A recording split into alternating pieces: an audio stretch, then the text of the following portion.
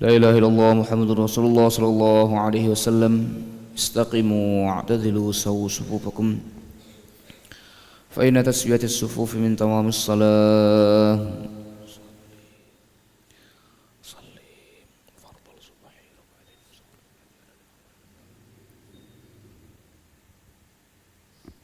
الله أكبر.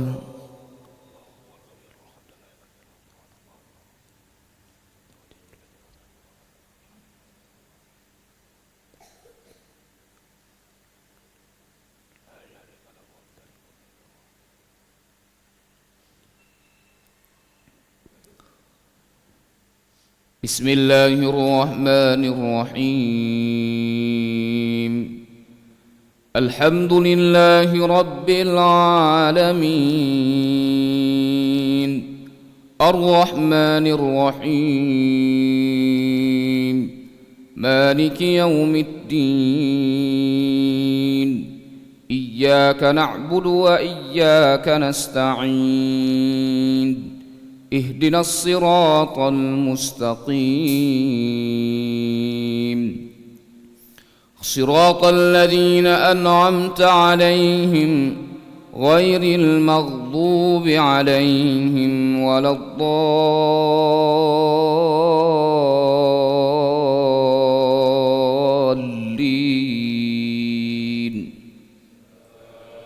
آمين.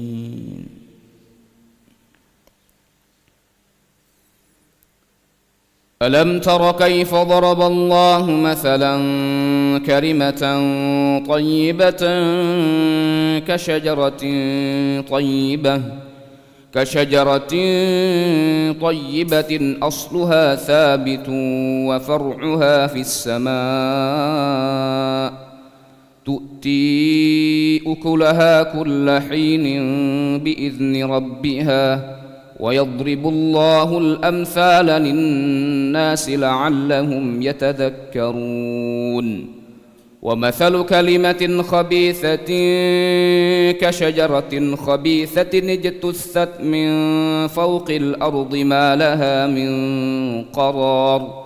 يثبت الله الذين آمنوا بالقول الثابت في الحياة الدنيا وفي الآخرة ويضل الله الظالمين ويفعل الله ما يشاء. ألم تر إلى الذين بدلوا نعمة الله كفرا وأحلوا قومهم دار البوار جهنم يصلونها وبئس القرار. وجعلوا لله أندادا ليضلوا عن سبيله قل تمتعوا فإن مصيركم إلى النار. قل لعبادي الذين آمنوا يقيموا الصلاة وينفقوا مما رزقناهم سرا وعلانية من قبل أن يأتي يوم لا بيع فيه ولا خلال. الله الذي خلق السماوات والأرض وأنزل من السماء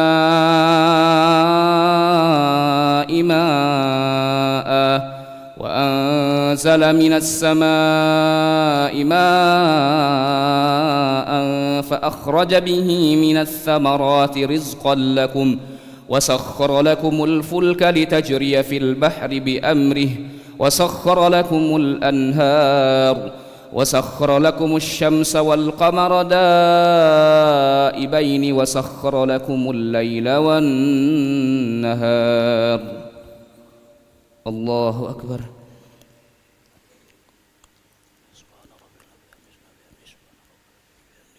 سمع الله لمن حمده. الله أكبر.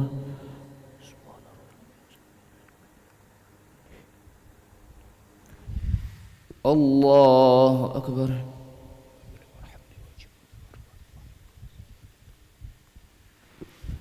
الله أكبر.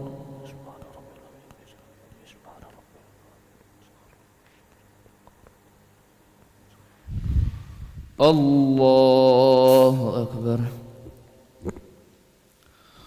بسم الله الرحمن الرحيم. الحمد لله رب العالمين، الرحمن الرحيم، مالك يوم الدين، إياك نعبد وإياك نستعين، اهدنا الصراط المستقيم،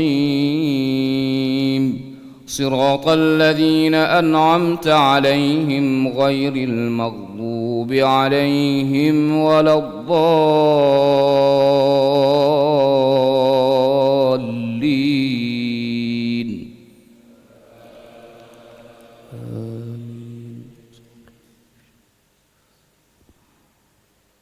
وسخر لكم الشمس والقمر دائبين وسخر لكم الليل والنهار وآتاكم من كل ما سألتموه وإن تعدوا نعمة الله لا تحصوها إن الإنسان لظلوم كفار. وإذ قال إبراهيم رب اجعل هذا البلد آمنا واجنبني وبني أن نعبد الأصنام رب إنهن أضللن كثيرا من الناس فمن تبعني فإنه مني ومن عصاني فإنك غفور رحيم. ربنا إني أسكنت من ذريتي بواد غير ذي زرع عند بيتك المحرم ربنا ليقيموا الصلاة فاجعل أفئدة من الناس تهوي إليهم وارزقهم من الثمرات لعلهم يشكرون. ربنا إنك تعلم ما نخفي وما نعلن وما يخفى على الله من شيء في الأرض ولا في السماء. الحمد لله الذي وهب لي على الكبر إسماعيل وإسحاق إن ربي لسميع الدعاء. رب اجعلني مقيم الصلاة ومن ذريتي ربنا وتقبل دعاء.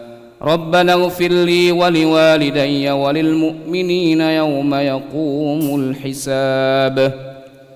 ولا تحسبن الله غافلا عما يعمل الظالمون إنما يؤخرهم ليوم تشخص فيه الأبصار. الله أكبر.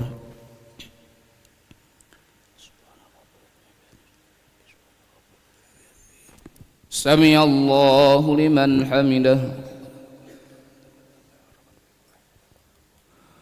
اللهم اهدنا فيمن هديت وعافنا فيمن عافيت وتولنا فيمن توليت وبارك لنا فيما أعطيت وقنا واصرف عنا برحمتك شر ما قضيت إنك تقضي ولا يقضى علينا ولا يذل ولا يبعز من عليك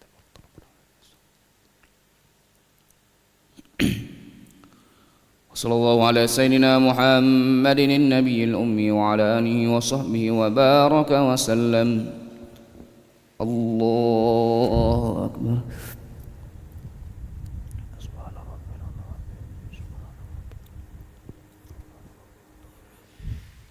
الله أكبر.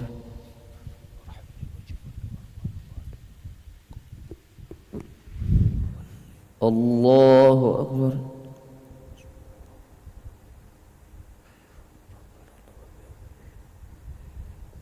الله أكبر.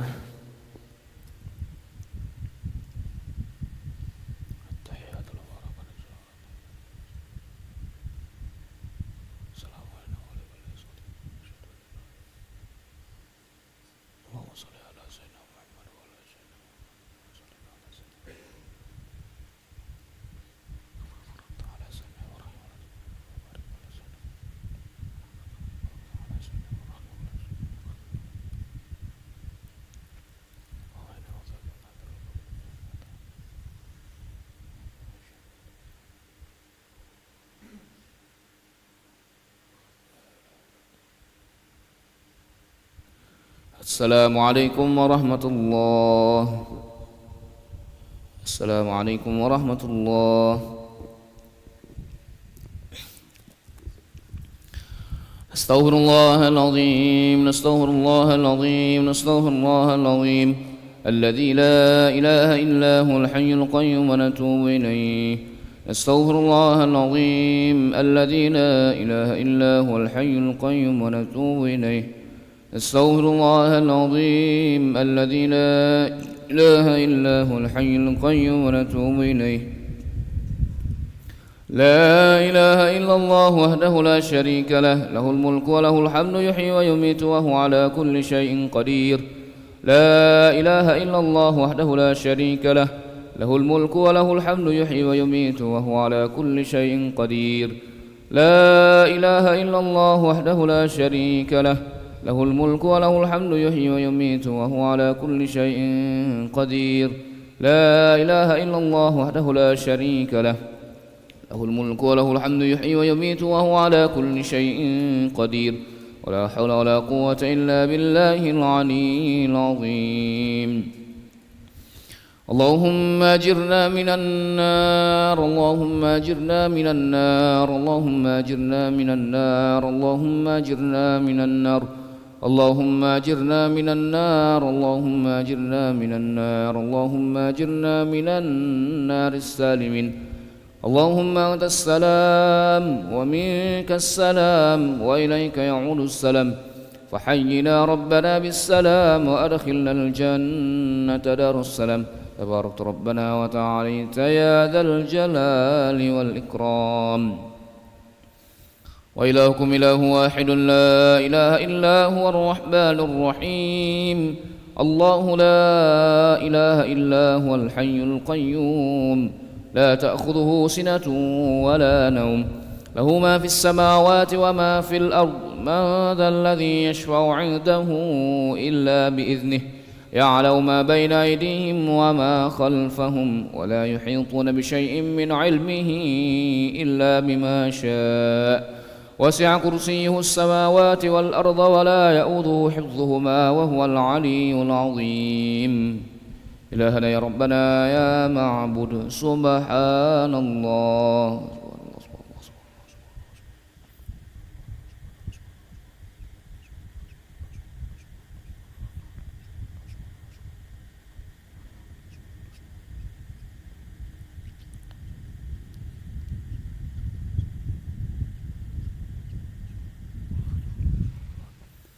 سبحان الله وبحمده يا كريم دائما أبدا الحمد لله.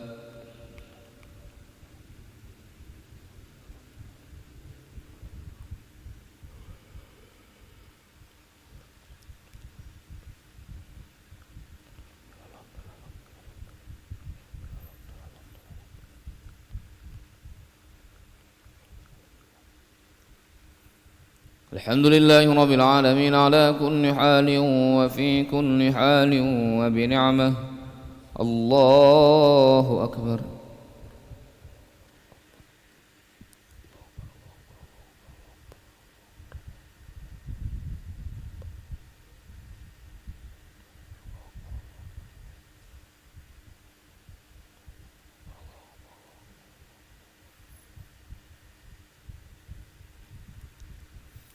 الله أكبر كبيرا والحمد لله كثيرا وسبحان الله بكرة وأصيلا. لا إله إلا الله وحده لا شريك له، له الملك وله الحمد يحيي ويميت وهو على كل شيء قدير. ولا حول ولا قوة إلا بالله العلي العظيم.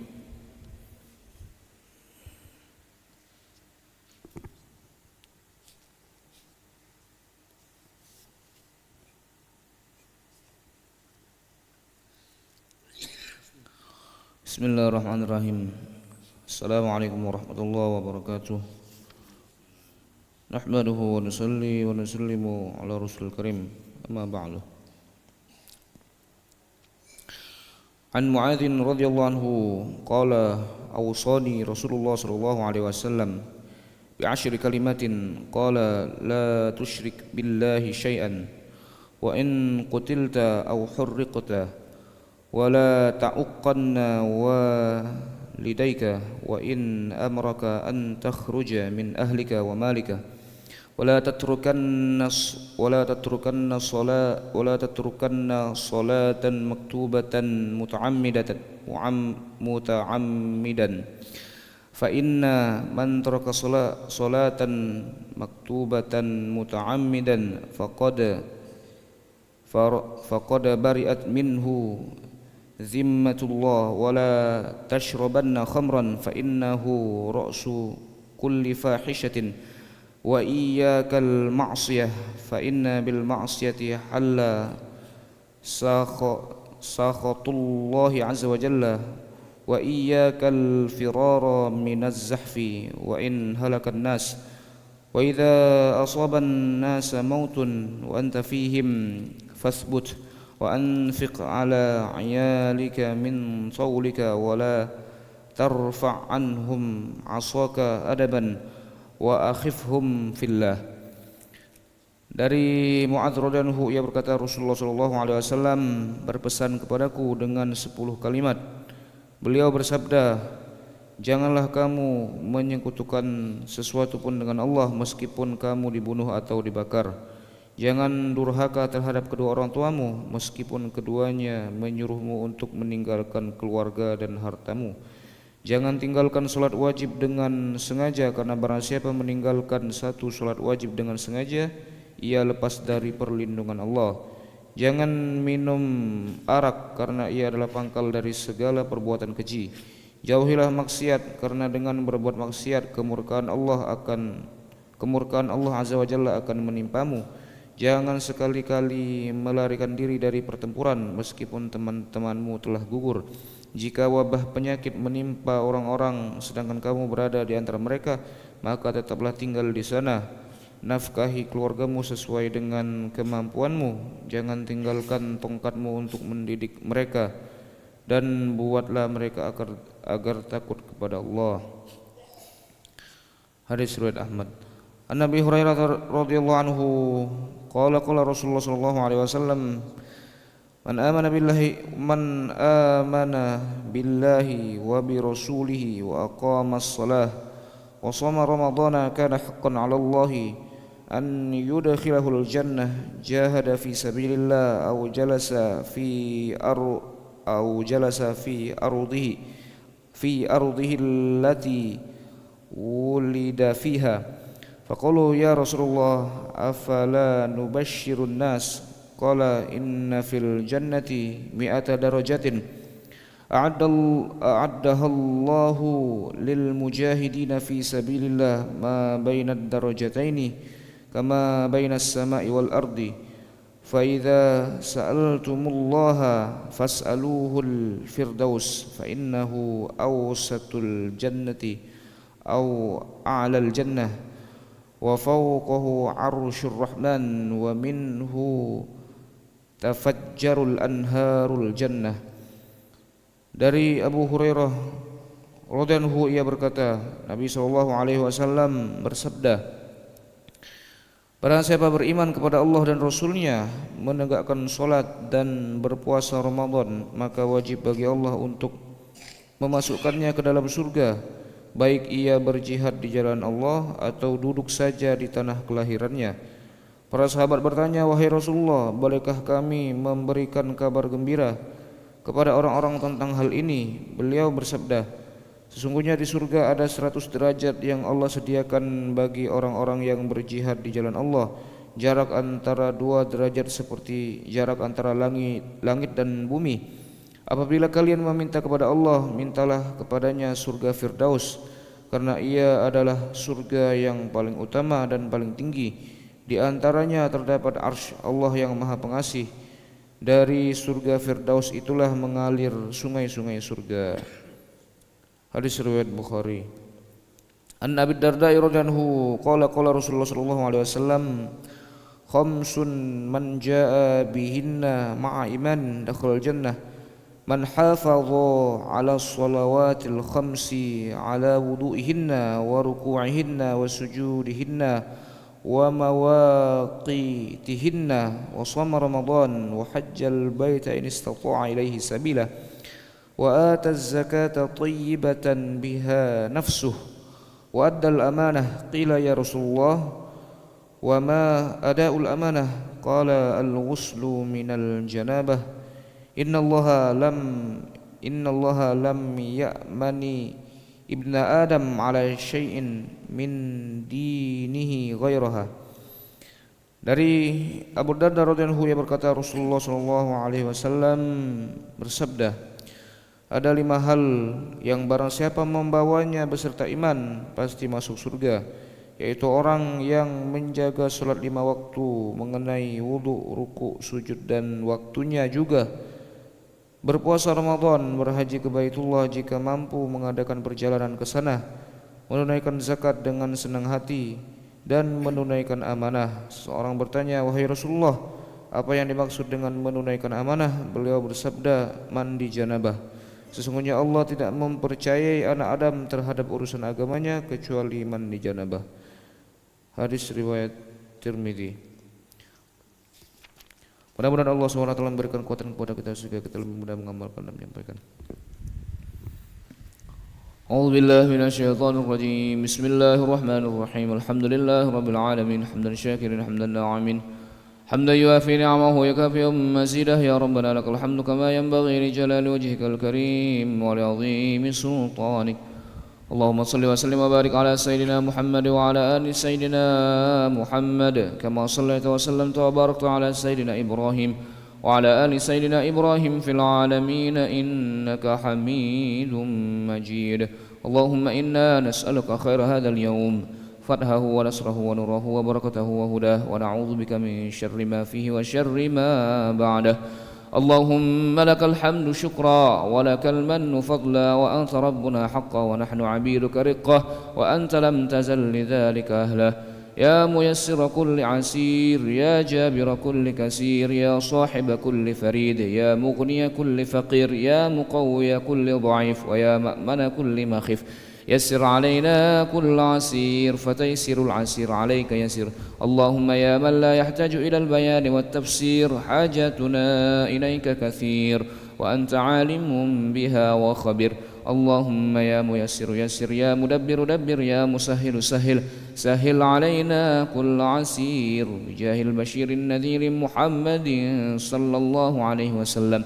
اللهم إنا نسألك سلامة في ديننا، وعافية في أجسادنا، وزيادة في علومنا، وبركة في أرزاقنا، وتوبة قبل موتنا، ورحمة عند موتنا، ومغفرة بعد موتنا. اللهم هون علينا في سكرات الموت، والنجاة من النار، والعفو عند الحساب. ربنا لا تزغ قلوبنا بعد إذ هديتنا، وهب لنا من لدنك رحمة إنك أنت الوهاب. اللهم لا سهل إلا ما جعلته سهلا، وأنت تجعل الحزن إذا شئت سهلا. اللهم إنا نعوذ بك من الهم والحزن، ونعوذ بك من العجز والكسل، ونعوذ بك من الجبن والبخل، ونعوذ بك من غلبة الدين وقهر الرجال، ونعوذ بك من علم لا ينفع، ومن قلب لا يخشع، ومن دعاء لا يستجاب له، ونعوذ بك من السآمة والملالة. اللهم بارك لنا في رجب وشعبان وبلغنا رمضان. اللهم بارك لنا في رجب وشعبان وبلغنا رمضان. اللهم بارك لنا في رجب وشعبان وبلغنا رمضان. ربنا ظلمنا أنفسنا وإن لم تغفر لنا وترحمنا لنكونن من الخاسرين. ربنا اغفر لنا ولإخواننا الذين سبقونا بالإيمان، ولا تجعل في قلوبنا غلا للذين آمنوا ربنا إنك رؤوف رحيم. ربنا وسعت كل شيء رحمة وعلما، فاغفر للذين تابوا واتبعوا سبيلك وقهم عذاب الجحيم. ربنا وأدخلهم جنات عدن التي وعدتهم، ومن صلح من آبائهم وأزواجهم وذريتهم إنك أنت العزيز الحكيم. ربنا أفرغ علينا صبرا وتوفنا مسلمين. ربنا اجعلنا مقيم الصلاة ومن ذريتنا ربنا وتقبل دعاء. ربنا آتنا في الدنيا حسنة وفي الآخرة حسنة وقنا عذاب النار. صلى الله على سيدنا محمد النبي الأمي وعلى آله وصحبه وبارك وسلم بفضل سبحان ربك رب العزة عما يصفون، وسلام على المرسلين والحمد لله رب العالمين. تقبل الله منكم.